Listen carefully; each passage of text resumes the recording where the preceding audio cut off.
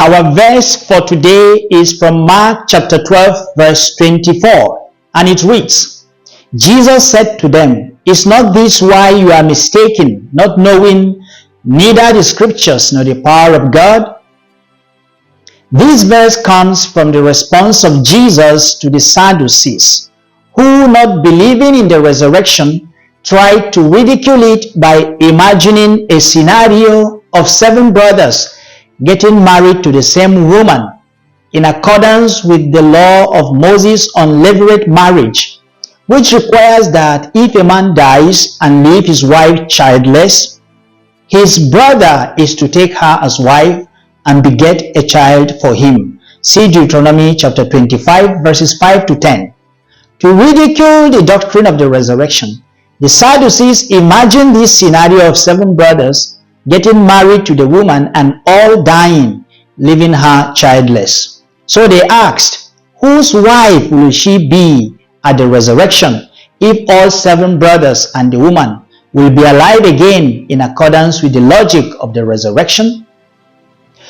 Jesus answers them by pointing out that their position about the resurrection is mistaken, an error born of ignorance of the scriptures and of the power of God.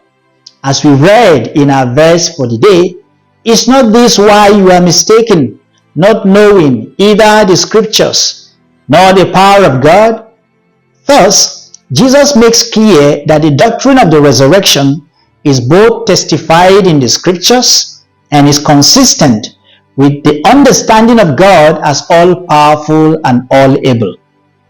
In other words, no one who knows the scriptures and or the power of God can doubt the resurrection. Addressing the distorted logic of the scribes, Jesus answers that it makes no sense to talk about whose wife the woman will be in the resurrection, because in the resurrection there will be no marriage. All will be like angels in heaven. Jesus then goes further to point at scriptural clues for the resurrection, noting that although Abraham, Isaac, and Jacob had long died, God revealed himself to Moses as the God of these ancestors of Israel. See Exodus 3:15. And since God is not of the dead but of the living, these ancestors must be living, and if they are living, they must have been resurrected. May we grow in our knowledge of the scriptures and of the power of God, and so become powerful witnesses of the resurrection, witnesses of the faith that our God is able to do anything and everything. Amen. Have a blessed day and a wonderful midweek.